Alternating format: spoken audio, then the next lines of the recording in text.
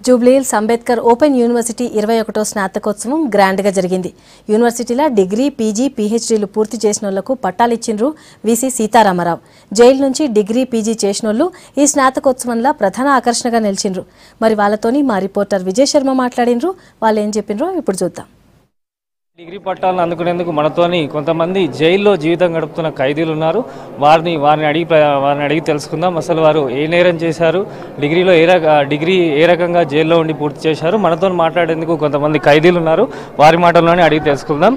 చెప్పండి, మీ పేరేంది, అసలు మీరు ఏ జైల్లో ఉన్నారు, జైల్లో ఉండి కూడా డిగ్రీ ఏ రకంగా పూర్తి చేశారు చెప్పండి. సార్, నా పేరు శివప్రసాద్. నేను నిజామాబాద్ నుంచి వచ్చాను. ప్రతి 1 ఇయర్స్ చెల్లపల్లి జైలుకి వచ్చి ఎగ్జామ్ రాస్తూ ఉంటాను. సో మన లాస్ట్ 3rd ఇయర్ ఎగ్జామ్ పూర్తి అయిపోయింది, పాస్ అయ్యాను సార్.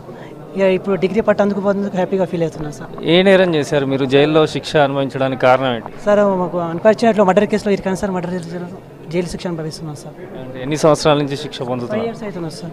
ఇప్పుడు ఎలా ఉంది మీరు ఈ డిగ్రీ పట్టా అందుకుంటున్నట్టు? జైల్లో ఏ రకంగా ఉంది అధికారుల తీరు, కానీ మీరు అక్కడ చదువుకునేందుకు అన్ని రకమైనటువంటి వసతులు ఉన్నాయా? ఎలా చదువుకున్నారు? అవును సార్, ఇక్కడ మన sir officer, superintendent sir, jail sir అందరూ కలిసి మాకు బుక్స్ అరేంజ్ చేస్తారు. చదువుకుంటాం సార్. డైలీ క్లాసెస్ నడుస్తాయి.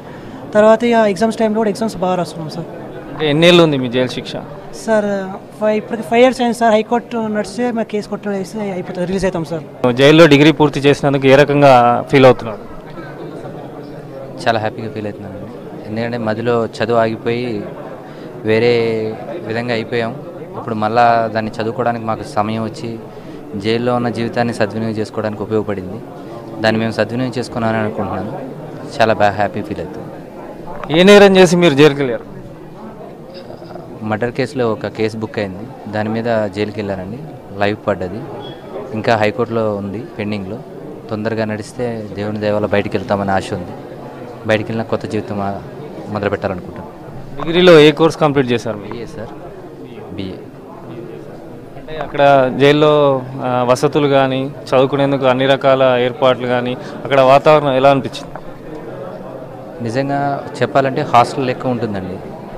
అన్ని రకాలుగా ఫెసిలిటీస్ ఇస్తారు, చదువుకోవడానికి బుక్స్ ఇస్తారు, సమయం ఉంటుంది, మనుషుల్ని ఆరోగ్యవంతంగా తీర్చిదిద్దుతారు, పక్క నుండి అన్నీ చెప్తూ ఉంటారు. చాలా బాగుంటుంది వాతావరణం. కాకపోతే 4 గోడల మధ్య ఎంత ఉన్నా కానీ స్వేచ్ఛ లేని జీవితం.